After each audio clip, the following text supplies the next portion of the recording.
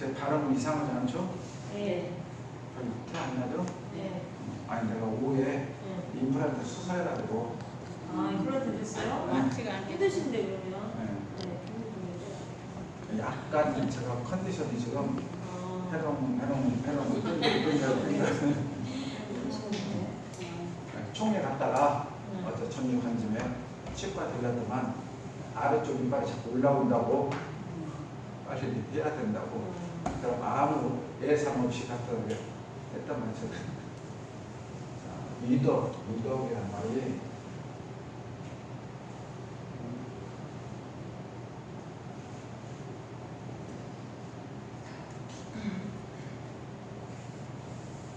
덕이란 말은 아니죠. 네. 미가 뭐 이거 있잖아. 위대하다. 위대하다가 아니고 우리들이 이제 가장 쉽게 이렇게 하면 위험이 있다. 위험이 있다. 그러니까 제가 이 경우를 생각해 보니까 어렸을 때 선생님이 교무실에서 불렀어요. 교무실 와봐라고. 그렇더만 담임선생님께서 이 얘기하면서 교장 선생님 방에를 가봐라고요. 근데 교장 선생님 방에 앞에 가기 전에 막 놓고 오기도 무섭고 있잖아요. 근데 교장 선생님 방에 문을 열고 들어가는데 들어와 그랬는데 교장 선생님 얼굴을 못 뺏고 있잖아요. 고개 숙여 이렇게 있잖아요. 그러면 교장 선생님이 싸납고 무서웠고 나를 때리려고 그런 게 아니었어. 이해하죠? 그런데 그 선생님 앞에 그 공경하고 존경하는 마음에 내가 고개를 못 들고 이렇게 막 이렇게 하고 있는 마음이죠. 그런데 이 생각과 반대로 북한에 이렇게 사열을 하고 있으면 김정은이나 있잖아요. 그분 앞에 있으면 그 사람들이 딱 오르죠. 그 사람들이 갖추는 그 마음과는 달려. 제가 선생님한테 갔던 마음은 거기는 존경하고 감사하는 마음이 들어있고 여기는 내가 잘못 보이면 알아듣겠죠? 그 이자요. 이자는 여기서 위험할 때 이자가 근데 그 뒤에 뭐가 그렇게 높은 위치에 있으면서도 안에는 포근하고 따뜻한 온화한 덕을 갖추고 있다. 이게 이제 미덕이란 말이에요. 미덕. 그러니까 감히 누가 함부로 범접하지도 못하면서도 카리스마가 있다. 먼저 이해하죠? 그러니까 그런 분들의 한 말씀이면 우리가 이유열을 불문하고 복종할 수밖에 없겠죠. 그러니까 이제 대금사님이 깨치신 모습이, 깨치신 행동들이 그런 이덕을 갖추고 계셨다. 그 말이에요. 그러니까 그 앞에 가면 어느 누구도 그 이덕에 감화를 받고 누가 뭐라고 해서 그런 게 아니라 내 마음에서 그런 마음이 감동 느껴져서 거기 이렇게 했다. 그러니까 이 논어에 보면은 이 분자 논어에서는 이제 불교 원불교에서는 원래 성현이라고 단어를 쓰는데 성자와 반대되는 것은 중생이잖아요. 근데 유학에서는 분자와 뭐가 있어요? 대치되는 게 소인. 그래서 분자 소인 그래요. 그러니까 논어에 보면 이 덕을 설명할 때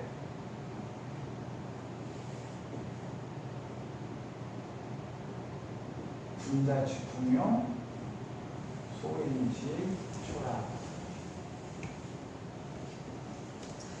덕을 설명하면서 그러니까 분자의 덕은 바람과 같고 소인의 덕은 풀과 같다. 그러니까 바람이었어요. 바람이 이렇게 불면 풀은 흔들리죠? 반대로 불면 난 흔들리잖아요. 그러니까 분자가 위에서 덕의 바람을 잘 불어주면 소인들은 그 덕의 바람의 은혜를 입어서 무럭무럭 잘 자란다. 말씀이요. 그러니까 이 분자의 덕을 임금이 쓰면 백성이 운하해져. 반대로 임금이 여기에 반대되는 것이 뭐냐면 이것을 우리는 유교에서 말하는 왕도정치라고 이겁니다. 왕도정치. 많이 들었죠? 어진 사람이 하는 정치가 왕도정치. 이 왕도정치의 반대는 뭐겠어요? 패도정치. 즉 북한 같은 데서는 패도예요. 권력으로 잡아가지고 말하는 대로 죽이고 이렇게 왕도정치를 해요. 왕도정치. 근데 우리나라도 지금 뭐냐면 자꾸 패도정치를 하려고 해요. 이게 문제예요. 덕으로서 다스려야지 법으로서 다스리면 태도 정치가 되는 거예요. 법으로. 그러니까 우리가 이것을 우리 교도님들이 왜 중요하냐? 나는 왕 아닌데 뭐, 나는 뭐 지도자 아닌데 뭐. 근데 이렇게 해버리고 그러는 거야. 말아버려. 이러니까 이 사이다 이거. 각자 내가 있는 자리. 그러면 내가 가정에 있으면 가정에서 내가 왕이요. 그래도 회사에 있으면 회사에서 내가 못 오면 내가 왕이요. 그러니까 내가 있는 그 자리에서 덕의 바람을 부어야 돼. 덕. 우리들은 이걸 안 하고 있는 거예요. 무력을 쓰고 있는 거예요. 무력. 덕을 써야 되는데. 그러니까 교장에서 교무님과 부교무님이 살 수도 있고 여러 세 명이 살 수도 있잖아요. 그때 살이 안 좋은 교장이 가끔 있어 보면은 그럼 안 돼. 덕의 바람을 부어야 돼. 덕의 바람. 윗사람이 덕의 바람을 불면 아래 사람은 그냥 따라다닌단 말이에요. 그럼 거기서 온화하고 아름다워지잖아요. 가정에서 아버지가 집에서 이 덕의 바람을 불어. 그럼 온 가족이 화기애애한 과허만사성이 되는 거예요. 과허만사성. 가정이 파괴되는 것은 뭐예요? 아버지가 아버지 역할을 못할 때 파괴되는 거예요. 그러면 전부 다 이런 것들은 뭐냐? 인격이에요, 인격. 그런데 우리가 교당에 나와서 지금 오늘도 마음 공부를 배우고 반야신명을 배우고 하는 것들이 전부 다 뭐냐면 나의 인격 함양이 나와요. 나의 인격 함양. 그러니까 나의 인격 함양이 우리가 목표가 되게 돼. 그러면 영역, 옷이요. 그러면 사람마다 우리 지금 교수님들이 여기 있는 계시지만 각자 지금 자기 이치로 나의 현주소를 알아야 돼. 나의 현주소. 나는 지금 어디가 있느냐. 근데 우리들은 나를 정확하게 안 보려고 그러고 타인을 보려고 그래. 자꾸 타인.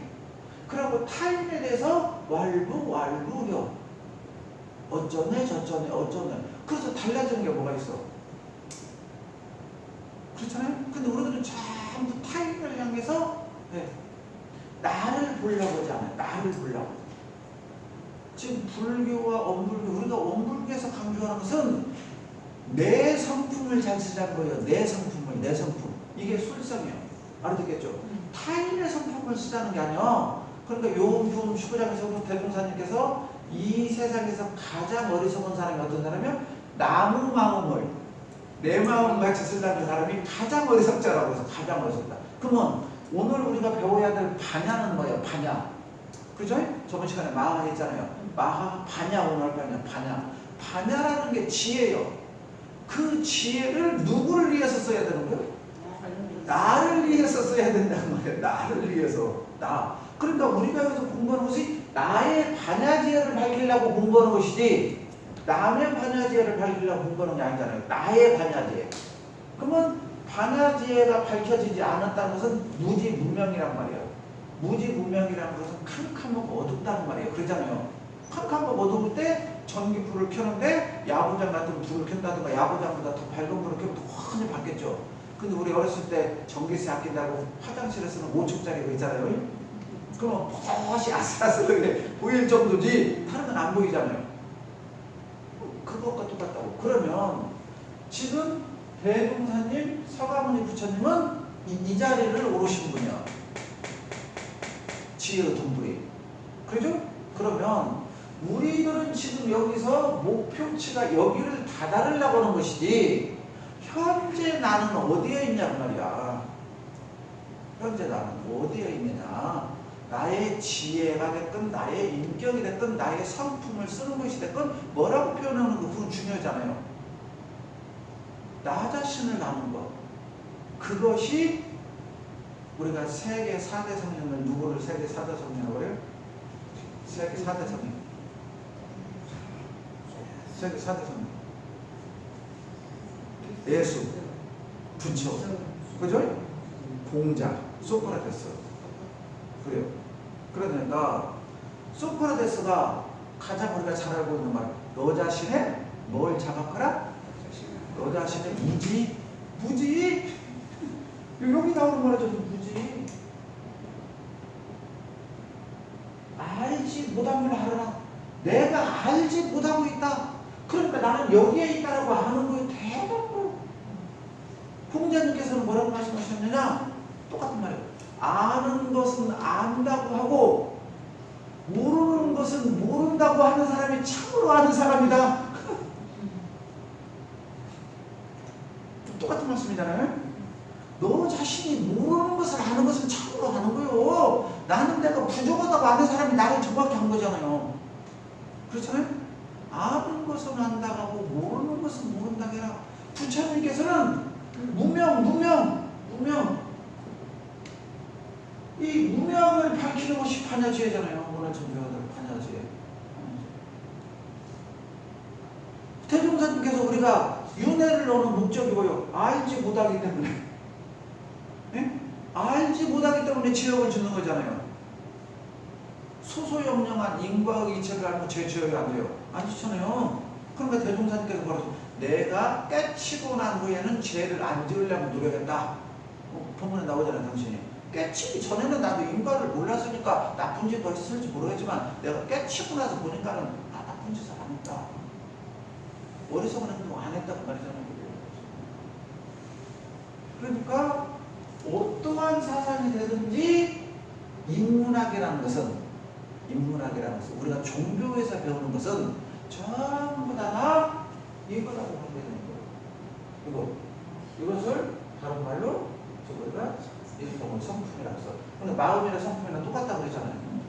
그러니까 내 마음 일체유심도 마음 잘 쓰는 것이나 성품 잘 거느리는 것이나 내가 좀 똑같은 말씀이잖아요. 이거로 하는 것이다. 그러니까 각자가 자기 마음, 자기 성품을 잘 거스르면 그곳이 행복한 것이고 그곳이 낙원이고 그죠? 한 것이지 낙원이 어디가 있냐 그 말이에요. 낙원이 어디가 있느냐. 그러면 사람들은 내 마음을 안 고치려고 낙원만 원한단 말이에요. 낙원만. 그럼 낙원은 누가 만든 거예요? 그렇죠? 사람들이 만드는 거예요. 사람들이. 그런데 내가 안 만들고 남이 만들고 내가 가려고 하면 그 사람들이 나 받아줄까? 안 받아줘. 그렇잖아요? 저 사람은 조직에 물을 흐리는데 누가 받아주겠어? 안 받아주지. 내가 그 인격을 높여야지. 이게 핵심이 없는 게 전부다. 결국 내가 마음 잘 쓰는 거야. 마음 잘 쓰는 거야. 그런데 대종사님 그렇게 깨쳐서 이덕이 있으니까 삼촌 세계가 다 떠받들었단 말이에요. 다 떠받들었다. 그 제자들이 동실동실 춤을 추었단 말이에요. 누가 추월하게 해서 그런 게 아니라. 근데 북한에서는 춤은 뭐예요? 그것보다 꼭두각시라고요. 안 하면 안 되니까는 그 자리에서는 하고 나서 뒤에 가서 뭐예요? 내가 30분 이직거리 하고 나서 권력을 누린다. 알았겠죠? 그거야. 그것과는 하늘과 땅 차이가 다르잖아요. 이런 것들을 이해하면은 전망품 29장. 왜 전망품 29장을 하는 거는 모 교도가 전망품 29장에 대해서 이 미덕에 대해서 잘 이해가 안 간다라고 저는 카톡에 질문을 했기 때문에 이걸 설명을 해드릴 거예요. 저는 이런 질문을 받을 때가 가장 힘들어요. 왜냐? 선생은 논문에 나오잖아요. 논문에 공자님께서 나에게 배움을 요청한 사람에게 내가 가르치지 않는 바가 없다. 나에게 배움을 요청한 사람 딱 한 가지 조건을 걸었어. 한 가지 조건. 제가 한번 설명을 줬는데 뭐라고 써요? 뭘 갖추어야 된다고 써요? 뭘 갖춰야 된다? 노가리. 속수의 애물, 속수. 그 속수를 찾아보니까 우리 쌀이나무 떼다가 노가리 이렇게 20마리가 구워갖고 시장만 팔잖아요. 옛날에 그 쌍맥주집 가면 나 처럼 갔다 말고 쌍맥주 먹을 때 있잖아요. 노가리 구워갖고 찍어먹고 그랬잖아요. 그것이 속수요. 속수. 그러니까 그게 가장 흔한 거예요. 그때 당시 이제 서민들도 먹을 수 있는. 그러니까 스승에게 무언가를 배우러 갈 때는 이 정도 마음 자세는 갖고 가야 배운다. 그것이 우리들이 알고 있는 지금 촌지라는 거예요. 촌지. 알아듣겠죠? 촌지. 그래서 옛날에부터 스승들은 촌지를 먹고 살았어. 촌지를. 스승은. 그래서 그것이 조금 더 변질돼갖고 우리 어렸을 때는 서당 훈장님은 뭘 먹고 사느냐? 쌀 때 쌀 한 말, 보리 때 보리 한 말 받으면 훈장님은 먹고 사셨어. 이해하시죠? 전부 다 어렸을 때 생각해보면. 그게 스승된 자예요. 스승된 자. 그런데 이제 합법적으로 이제 월급을 얼마를 주는 건지 쉽게 말하면 그러면서 이제 촌지를 받으면 안 된다 그러는데 원래 그 촌지를 받고 사는 게 스승이야. 이해가죠? 무슨 말인가요? 그러니까 그것은 아름다운 거예요. 근데 우리들이 자꾸 이렇게 그 본의를 모르고 있잖아요. 자꾸 와전시키고 또 잘못 사용되고 하기 때문에 그러지. 공자님께서도 이 정도도 바칠지 모르는 사람이라면 그 사람은 배울 자격이 없는 사람이야.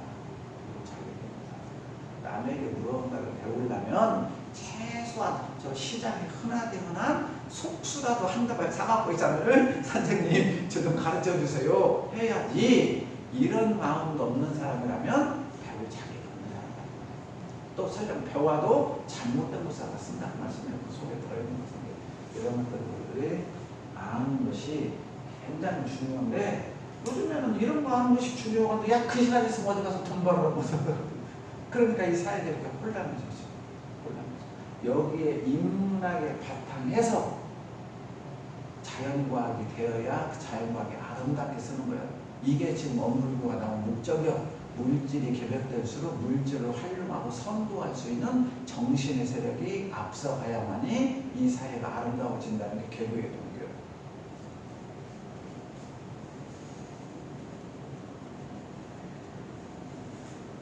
왜냐면 뭐 반야신경 10장 나가고 안 나가고 아무 중요한 게 아니에요.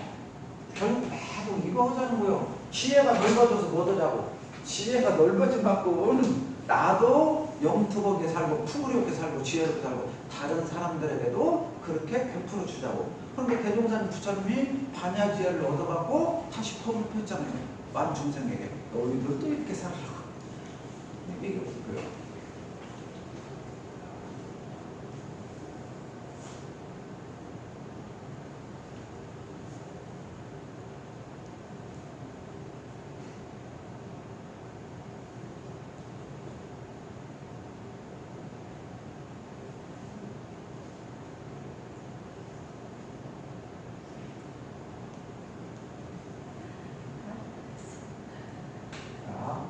마하, 반야, 바람부터 승리사.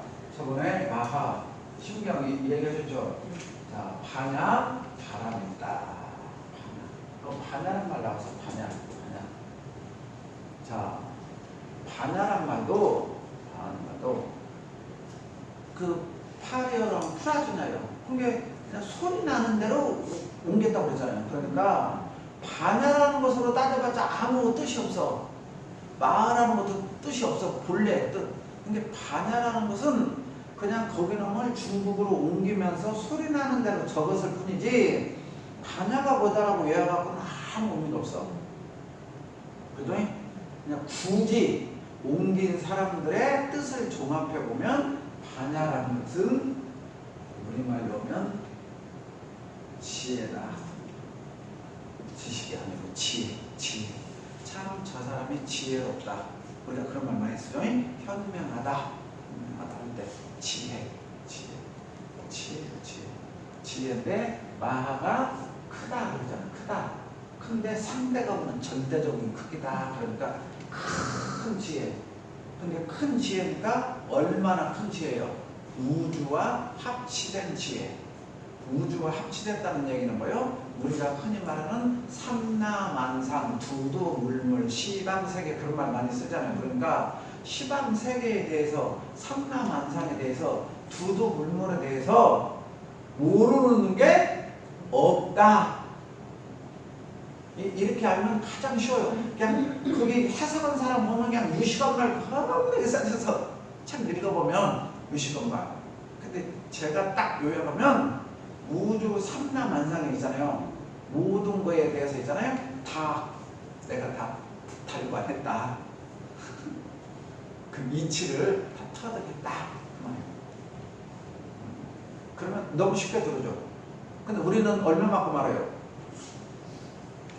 우리들은 이 생각을 해보면 되는 거예요. 이 생각을 해보면 배종사님의 반야지혜와 나와 반야지혜가 육신은 똑같이 가지고 있고 불성은 똑같이 가지고 있는데 그 지혜의 능력이 다르다.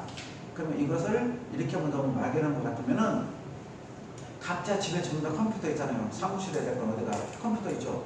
자, 우리 배 원장님이 컴퓨터 활용할 수 있는 능력과 컴퓨터 회사에 있는 사람이 컴퓨터를 작용할 수 있는 능력 차이는 얼마나 될까요, 강타원님?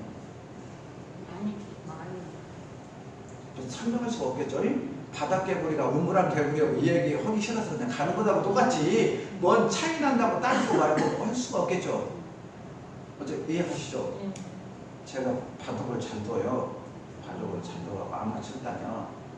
아마추어 다닌데 인터넷에 써서 그러니까 바둑을 잘 안 듣는데 딱 13년째 됐는데 군산 나훈교당했을 때 인터넷에서 이제 접속을 하고 선우 구단하고 담양기를 저 5명을 봐도 그냥 뒤어줘 프로하고 풀었는데 아마 7단인가도 5점 깔고 그죠. 막 화가 나고 있잖아요. 막 승리를 나고 있잖아요. 그 차이라는 것은 어마어마해요. 알았어요? 그 선우 구단이 나오고 만약에 진내키를 하고 원내키를 하면 내가 7점 놔두죠. 무조건 나타나. 알아듣겠죠? 우리는 막 흘려. 능력 차이가 그렇게 나요. 어마어마한 거예요. 어마어마한 차이가. 그러니까 우리들이 항상 이런 걸 보고 에이 뭐 네가 알면 얼마나 그것같이 어리석은 것이 없어.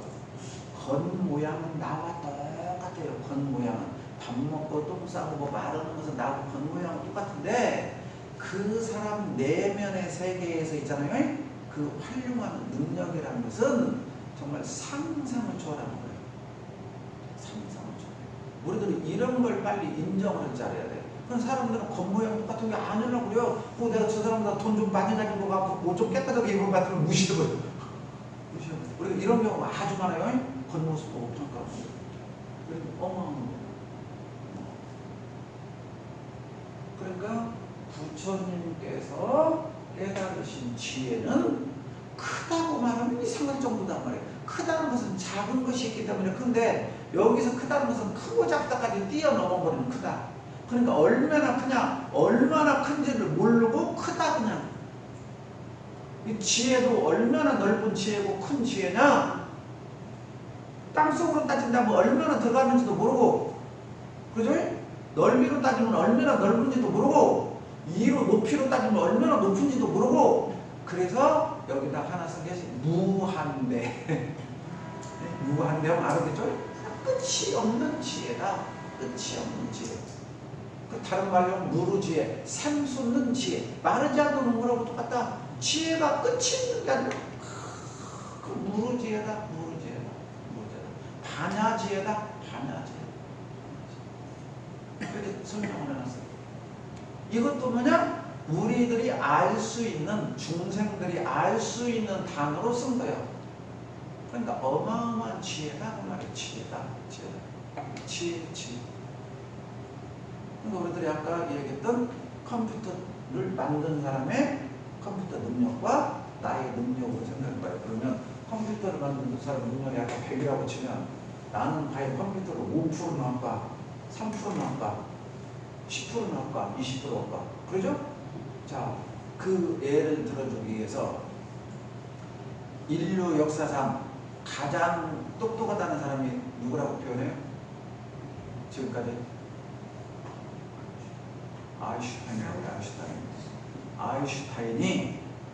아인슈타인의 인간의 뇌의 14%에서 16%를 썼대요. 그러면 얘가 바로 오죠, 방탄님? 전 세계에서 가장 똑똑하다는 아인슈타인이 14%에서 16%를 썼대요, 뇌를. 그러면 우리는 과연 몇 프로 쓸까? 이렇게 생각하면 답이 금방 맞아요. 이렇게 차이가 나는 거예요. 그런데 대종사님이나 부처님께서는 몇을 쓴 거예요, 지금 인간의 능력에? 100을 다 쓴 거예요, 지금. 이 자리를 대원정각, 우상정등정각, 그 다 나오죠, 지금 경전에. 그 경지에 올렸다 그 말이에요. 그러니까 우리들이 외우고 있는 것은 전부 다 단어일 뿐이고 우리들의 사량 개교이고 우리들이 쓰는 언어일 뿐이야. 이 언어의 벽을 우리가 탁 깨고 들어가지 못하는 한 이것도 결국에 또 언어로서 해석을 하는 거고 이해를 하는 거예요, 내가. 그러니까 똑같이 여기서 설명을 하는데 내 언어 틀이 요 정도 된 사람은 내 언어 틀로 이렇게 받아들이고 내 언어 틀이 이 정도 된 사람은 이걸로 받아들이고 내 언어 틀이 거의 부처님 경지에 다가간 그 사람보다 이제 보디사트바, 보살이라고 해요. 보살. 바로 이제 0.몇% 부족하다. 보살의 경지에 간 사람 입장에서는 이 정도가 되고 그렇게 되는 거예요. 그러니까 이 금강경이나 반야심경을 설할 때 부처님의 그 똑똑한 데다가 1250명 있었는데 알아듣겠어요? 이걸 설할 때는 누구에게 설했어요?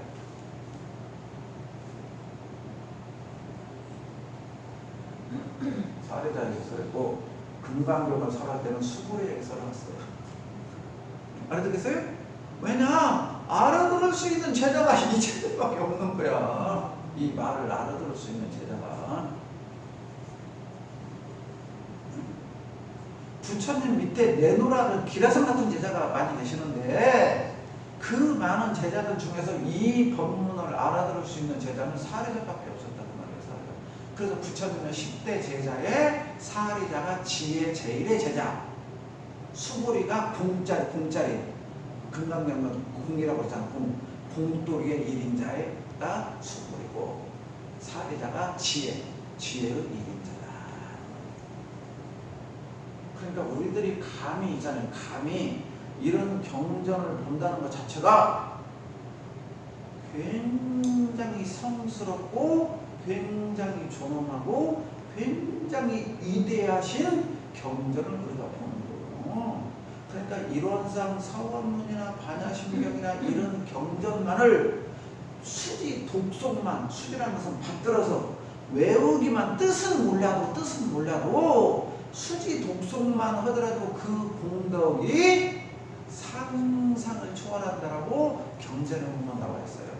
염라대왕이 심판할 때 자가 일원상 서원을 한 천국했네. 우리 교수님 같은 경우 천국도 오잖아요. 맨날 교당 오실 때마다 오실 때마다 오니까 그러면 일원상 서원 같은 위대한 경전을 천국 이상 할 정도면 지옥 근처는 오지도 않은 사람이란 말이요. 이 경 자체가 그렇게 위대하단 말이요. 네? 그것이 지금 가장 인기 있어갖고 몸 아프고 어려운 사람들이 가장 많이 믿는 종교가 남묘불안개교예요. 묘론종이라고. 알아듣겠어요? 그러니까 남묘불안개교만 외워도 알아듣겠죠? 염라대왕이 우러러 받는단 말이요. 그때 일본이 우리나라 점령할 때 이제 그 타고 들어왔기 때문에 많이 활용하고 있었어. 그때 일련종이라고 해요. 그러니까 남묘불안개교. 그것만 외우고 있어도, 나무아비타불만 외우고 있어도 그것이 후법신들이 다 보장해 주는데 하물며 반야심경 일원상 서원 같은 경전을 나만 외우면, 그러니까 삼성 이건희 회장님의 장모님 신태원님께서 그렇죠? 원남대원님 하루에 일원상 서원을 100도씩 외웠다 그러잖아요. 대단한 어른이. 그러니까 그런 분들은 뭐 물류 경제욕이잖아요. 다 떨어지시는 거예요. 그러니까 우리들이 이 많이 몰라도 된다니까요. 몰라도 돼. 정말로 지극정성으로 있잖아요. 이렇게 외우면서 정말로 대단한, 감히 우리는 상상할 수 없는 이런 부처님의 경지를 이렇게 하고 있다라고만 하고 있어도 일단 대단한 거예요. 그러다가 어느 날 대중명이라고 했죠. 죽심시부를 집심세벌이라고 했는데 깨쳐요, 안 깨쳐요? 그 말이요. 그러니까 죽심시불이냐 집심세벌이 중요한 게 아니란 말이요. 중요한 건 뭐냐면 일념일심이란 거예요. 일념일심. 이게 얼마만큼 일념으로 했느냐, 일심으로 했느냐, 무심으로 했느냐, 무상으로 했느냐, 무념으로 했느냐가 중요한 것이지. 우리들이 이거 해석한다 해서 내 견해에서 해석하는데 뭔 부처님 경지하고 어느 말의 생심이 얼마나 비슷하게 가겠어요. 그래서 옛날 어른들이 외워라. 그냥 믿고 그냥 해라. 그러니까 여기는 또 다 못하니까 맨 마지막 구절 아제 바라아제 바라스마제 보제사바 그걸 우리 세 번 하잖아요. 그냥 그 구절만이라도 해라. 그 구절이 뭐예요? 가자 어서 가자 저 언덕에로. 저 언덕이라고 극락 가자 이 사바세계는 너무 힘드니까 저 극락으로 가자. 근데 극락을 언제 가는 거예요? 죽어서 가는 거잖아요. 그러니까 지금 우리 삶 속에서는 너무 힘들어요, 안 힘들어요? 시집살이도 해야 되고, 네? 뭐 말할 필요 없죠. 먹고 사는 것도 힘들고. 그러니까 지금 힘들어. 이 힘든 게 우리가 살고 있는 이 사바세계예요. 그러니까 이 사바세계의 고통을 저기 아제 건너가자. 여기서 바라 민다 뭐요? 민다 바람일 건너가자 그 말이에요. 건너가자. 저 극락으로 가자 그 말이에요. 사바세계를 건너가자. 건너가는데 뭘로 건너가냐? 반야 지혜로서 고통을 넘어가자 그 말이에요. 근데 아제 바라스바제 모지사바. 아이고 이 괴롭다고 하지 말고 이 괴로운 세상은 너희들을 잘 맞춰야 그러잖아요. 그래서 나온 말이 자살은 영가가 극락 못 간다는 말이 여기서 나온 거예요. 이제 완전 내가고 알아듣겠어요? 자살을 해버리면 그 영가가 진급이 안 되는 거잖아요. 다시 또 밟아야 되잖아. 그게 아니고 너희들이 이번 생에 이것을 극복하고 나야 올라가는 것이지 힘들다고 죽어버리면 다시 원점에서 시작해야 된다 그 말이요. 그래서 자살하지 말아라는 말이 나오는 거예요. 이해하죠? 그래서 천도자한테 자살하는 건 그런 뜻이요. 내가 공부를 해서 너희들 저걸 뛰어넘으려고 해야지 힘들다고 죽어버린다. 그래서 그게 해결되는 것이 아니고 유급하고 똑같다. 다시 오는 것이다. 다시 와서 다시 가야 된다. 그 얘기예요. 이해하시죠? 그러니까 제가 여기서 지금 반야신 강행선 뭐 시간을 맞춰갖고 막 책 빼려고 그런 사람이 아니기 때문에 우리 교수님들에게 이런 기간에 깊이 폭넓게 공부를 가르쳐주는 거예요. 이렇게 배워야 이 안에서 얻어지는 게 있어. 알아듣겠죠?